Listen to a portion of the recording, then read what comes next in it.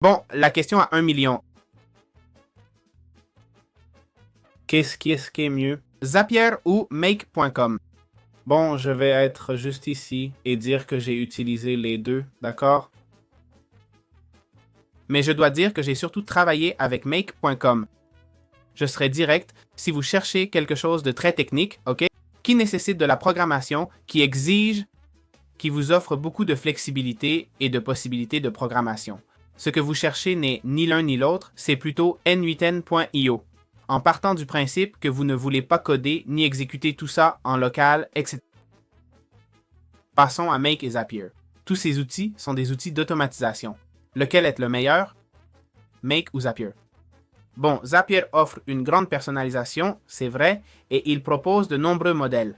Mais c'est vrai que l'exécution de ces modèles n'est pas aussi fluide que sur Make. C'est-à-dire, sur Make, quand vous exécutez une tâche, regardez par exemple ici, vous verrez que le premier s'exécute, mène au second, troisième, quatrième, cinquième, puis sixième.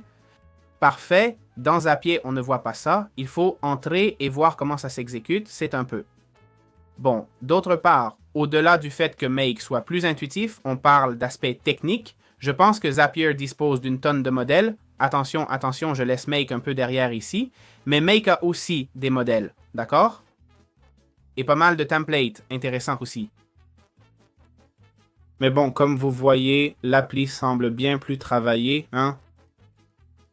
Je dois admettre ça. Regardez combien de modèles Make a, c'est dingue. Donc je dois dire que la page est beaucoup plus élaborée. Bien, mon verdict, basé sur l'utilisation de ces deux outils, je dirais que Zapier est meilleur pour les vrais débutants, car ils ont l'IA et l'IA le fait automatiquement. C'est vrai que Make a est aussi l'IA avec Make. J'ai fait des choses plus complexes qu'avec Zapier. Make est plus intuitif et visuel pour les processus. En faisant des processus un peu plus techniques, ça ne m'a pas vraiment motivé en fait, mais c'est beaucoup plus pratique, ok? Make est plus confortable. Pour apprendre Zapier. À long terme, Make. Je l'ai vraiment utilisé, j'ai fait 10 000 utilisations. Zapier, juste un peu. Make fonctionne très bien. Je ne dis pas que Zapier ne marche pas, hein? Fans de Zapier. Avec Make, vous trouverez plus d'infos en ligne que ce que vous trouverez sur Zapier. Ça dépend de vos langues et de votre région. Mais encore une fois, c'est pareil. Vous voulez plus de personnalisation? Make, 100%. Plus simple mais moins personnalisable?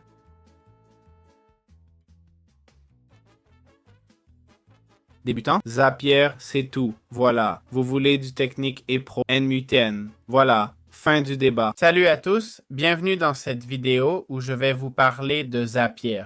Il y a peu d'infos en ligne sur ce site qui automatise les processus dans le cloud. Quel type de processus? Des processus répétitifs. Comme répondre auto à un mail, archiver des données dans Google Sheets ou transférer des infos vers un CRM.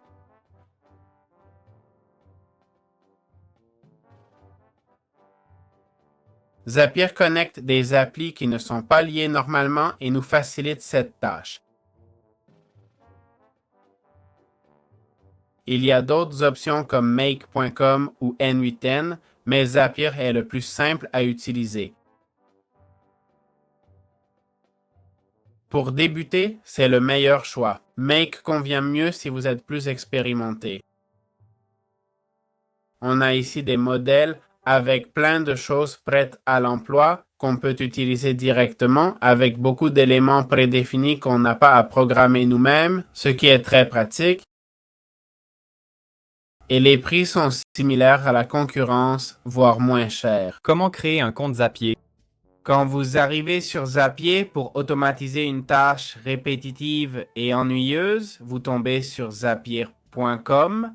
C'est assez intuitif avec des boutons orange qui attirent l'œil. Le marketing est bien fait ici. Vous cliquez et pouvez vous connecter soit avec Google, soit avec un email. Une fois connecté, vous accédez à Zapier et pouvez créer divers apps qui sont des espaces de travail. On a 14 jours d'essai, 1000 tâches et des apps illimitées, ce qui est intéressant. Après 15 jours, si ça nous plaît, on peut payer 20 $ par mois ou chercher une alternative comme Make.com ou NUTN, plus complexe mais offrant plus de possibilités. Dans cette vidéo, je vais vous montrer comment créer des onglets avec l'IA. En effet, on a des modèles qui nous évitent de coder et même de trop réfléchir, ok? On a plein de modèles, même un moteur de recherche pour Drive ou Google Sheets, ok? On peut chercher tout ce qu'on veut. Je ne sais pas s'ils ont Discord, je n'ai pas vérifié. Ils ont Pipedrive, ça c'est sûr. Discord aussi, ils ont vraiment de tout, ok? DeepSeek, c'est... Voyons qu'évidemment, ils vont l'avoir. Et avec DeepSeek, ça n'a pas marché, hein? Avec DeepSeek, ça a échoué. Un point pour... Bon, mais ils auront OpenRouter, non? Attends, y voir. J'allais dire un point pour Make.com, mais s'ils ont OpenRouter, laisse tomber. Voyons, oui, on dirait qu'ils l'ont, hein? Alors, pour créer avec l'IA, elle nous demande « Que voulez-vous automatiser? » Et ici, exemple, blablabla, bla, bla, d'accord? Voilà, avec l'IA, vous dites ici « Je veux un texte ». Je lui ai dit de traduire un message en 10 langues aléatoires. Okay. Ici, Status App, on clique sur « Essayer » et ça apparaît. Okay. C'est la première interface avec ce qu'il a fait, d'accord? Évidemment, il semble qu'il faille encore le configurer. Là, on peut mettre le prompt et tout ça. Il semble que pour ce cas, je ne l'ai pas fini complètement. Mais c'est vrai que pour des choses simples comme traduire ou envoyer un message WhatsApp par mail ou le stocker, ce genre de choses, ça va être super facile. D'accord? Donc, si vous avez des soucis, vous pouvez aussi aller dans la section Découvrir et explorer tout ce que vous ne maîtrisez pas ou essayer d'utiliser un peu Zapier, qui est un outil vraiment très intuitif au final. Bon, on va commencer avec Zapier et la première chose qu'on veut faire, c'est boum, une page d'accueil. On va créer un Zap. Un Zap est un espace de travail, donc on clique sur Créer, puis sur Zap. Compris? Comme vous voyez, j'ai cliqué avec la molette de la souris.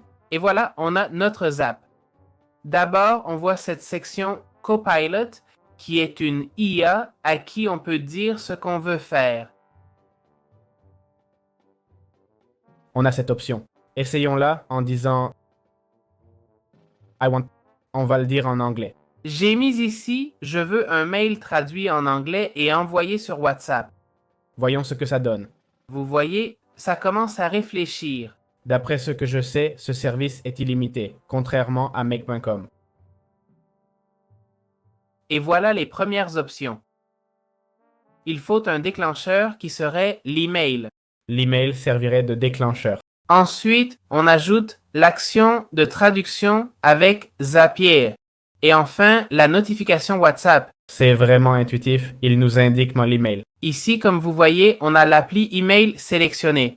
Ce qu'on doit choisir, c'est le déclencheur. Le déclencheur lance cette action. Quand est-ce que ça s'active, ce qu'on programme? Quand on clique dessus. Par exemple, quand on reçoit un nouvel email. Ou quand on ajoute un label, on choisit le moment. On connecte l'email, crucial, sinon ça ne marchera pas. Ensuite, on a la traduction où on peut... C'est vraiment intuitif en fait. Très intuitif, je savais que c'était simple, mais pas autant. Le texte sera rempli avec le contenu de l'email sortant. Donc on choisirait simplement les langues, mais ça ne charge pas pour une raison. Supposons qu'on ne sait pas, alors mettons la langue cible. Comme vous voyez, on n'a pas besoin de connaître celle de réception. On va simplement dire que celle de sortie est en anglais. Là, dans le texte, on cliquerait sur le plus pour ajouter l'email. Il me dit de finir cette étape avant d'ajouter le résultat de l'email. Il faut connecter le compte et tout ça. Une fois qu'on a l'info de l'email, envoyé ici en format texte, on l'enverrait à WhatsApp et on ferait pareil. Le message est envoyé et le texte vient de la traduction. Peut-on ajouter des étapes intermédiaires? Bien sûr, on peut ajouter... Je sais pas, il y a genre 7000 applis en plus. On peut faire ce qu'on veut, même le stocker dans Google Sheets. Les options sont presque illimitées dans les limites du produit. On peut étendre ce processus autant qu'on veut, si on peut le payer. Voilà comment marchent les apps. C'est super intuitif. Ça fonctionne comme d'autres programmes d'automatisation. Comment connecter des applis à Zapier? Au final, Zapier relie des applis, mais pour bien les connecter, il faut un compte.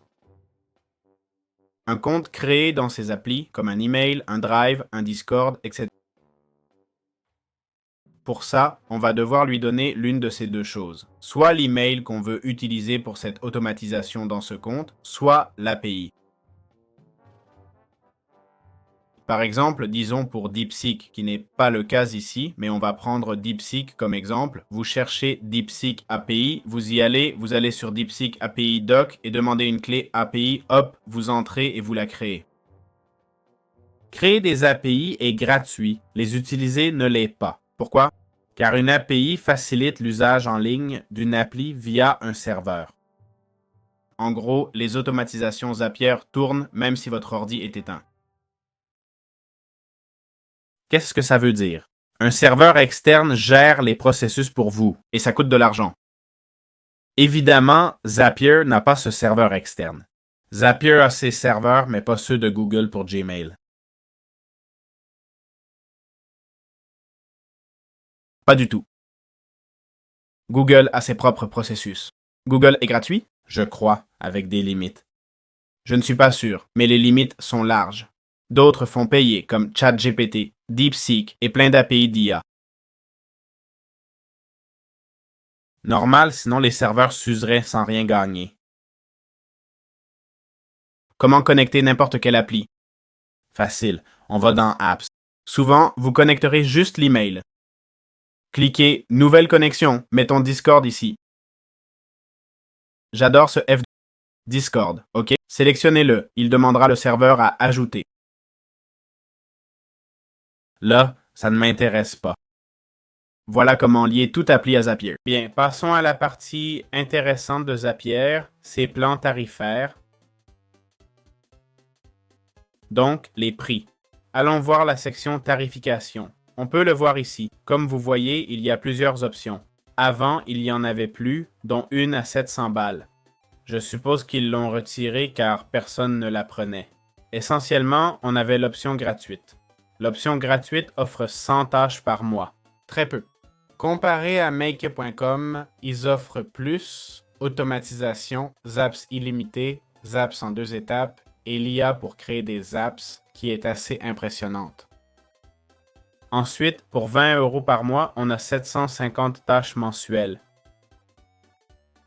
Je suppose que le comptage des tâches a été similaire à Make. Si c'est le cas, ça me semble un peu abusif, franchement. Si une tâche équivaut à un projet entier, ça me va. Si c'est pour chaque mini-processus, c'est vraiment nul.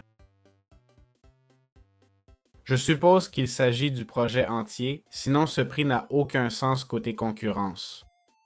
Pour que vous compreniez, chez Make.com, 10 000 tâches coûtent 20 € par mois, ici c'est 126 €. Ça n'aurait aucun sens, quoi. En plus, Make offre plus d'options. L'IA de Zaps est cool, mais s'il la donne gratos, c'est qu'elle vaut pas grand-chose. C'est vrai qu'il y a plein de connexions d'appli. Enfin, il y a l'option Team, 2000 tâches par mois pour 67 €, pas mal du tout. C'est mensuel, mais ici, ça affiche 1500 € car c'est facturé à l'année. Si tu veux la petite réduc, sinon faudra payer 100 €. Je vous conseille d'essayer le plan gratuit, profitez de l'essai. Et si ça vous plaît, prenez un mois. Et si ça vous plaît toujours, vous pouvez acheter l'abonnement annuel. Mais n'achetez pas l'annuel d'emblée, il y a d'autres options. Zapier est bien pour un mois d'essai, mais gardez-le si c'est utile. Comparé aux autres, il est vrai qu'il est un peu dépassé techniquement. Enfin, il y a ce prix à contacter. Donc, des prix normaux, peut-être même un peu élevés. L'IA qui génère les tâches est intéressante, avec plein de modèles. Je dois l'admettre, il y a des connexions à des applis uniques pour ce type de logiciel. Je comprends donc la petite hausse de prix de 10 euros. Donc voilà, c'est parfait.